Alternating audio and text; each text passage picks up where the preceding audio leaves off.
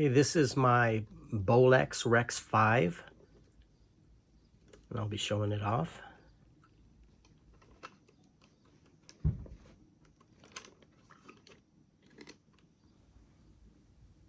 And this is serial number 233841, which makes it made in 1967. Sturdy workhorse, and looks like the second year it was used.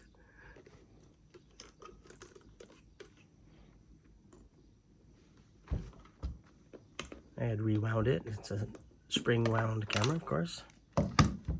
Look inside. There's the daylight spool. What am I going to do now? Okay. This is how you load. There's a little button there I push that ejects the spools. And there's a direction the film has to go. And here I close the loop former and open the pressure plate. Did that real quick. And I just cut the end so it's nice and clean. There's a little cutter in the bottom. Make sure you find that piece and throw it out. Do not drop that piece inside to mess up your camera. And then you just stick it to the left of that little capstan, that little round thing, and push the button and it goes through. Feeds through there. I'm putting the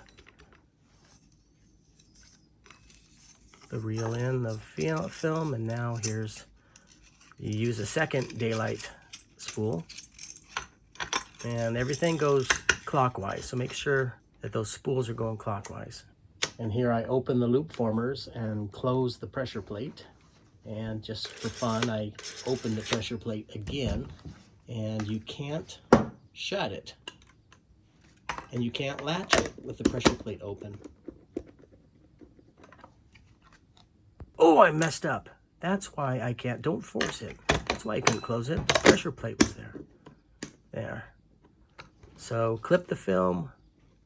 Make sure the film's oriented correctly. Clip the film. Open the pressure plate. Close the loop formers. What am I doing now? I'm looking at the motor. Okay, turn it off. That's the safety. That disengages the motor. So there's the motor's working, and the motor's not working anymore. There's the motor. And there's the frame counter. I think there's the motor's off. And now that would be running if at full tilt. That's how you walk away from the camera while it's still moving. But you disengage the motor to use the, what do they call it, rewind crank. And how many people does it take? How many hands does it take to put in a rewind crank? But that allows you to rewind the film. And what's neat is this has this great frame by frame. Every single frame is counted on that frame counter. So you know exactly. So you can film 100 feet of flowers, and then you can you can film 100 frames exactly of flowers, and then rewind it. Make sure you close the cap and the viewfinder blocker. But then you can look at the frame counter and rewind 100 frames, and then take pictures of your girlfriend, and then you have a double exposure. Really cool. And I'm not giving you that particular. They're about 25 bucks, I think. 25 bucks on eBay. There's the magazine port, and that is the actual film. So I would be spoiling film if that was real. Raw, undeveloped film. Put it back on. That's where the big magazine hooks on at the top, where it holds big 400-foot reels of film. I never needed to shoot 400 at a time. There's the diopter. The viewfinder is nice and clear, and the diopter lets you adjust it to your eyeball, with or without glasses. There, that little thing right there blocks, that I just flipped up at the top, blocks light from coming from the from the eyepiece to your film if no one's standing there. If that makes sense.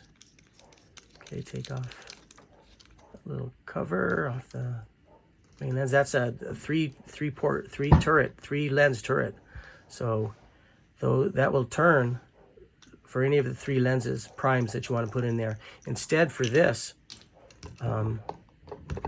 this is a big old zoom single. Oh, I just pushed the motor. I pushed the button and made it go. So I just wasted film. So now I turn the motor off, put it on safety. The bottom plug actually has a little screw that goes in to the body and keeps that whole thing really, really tight. There, I got it on.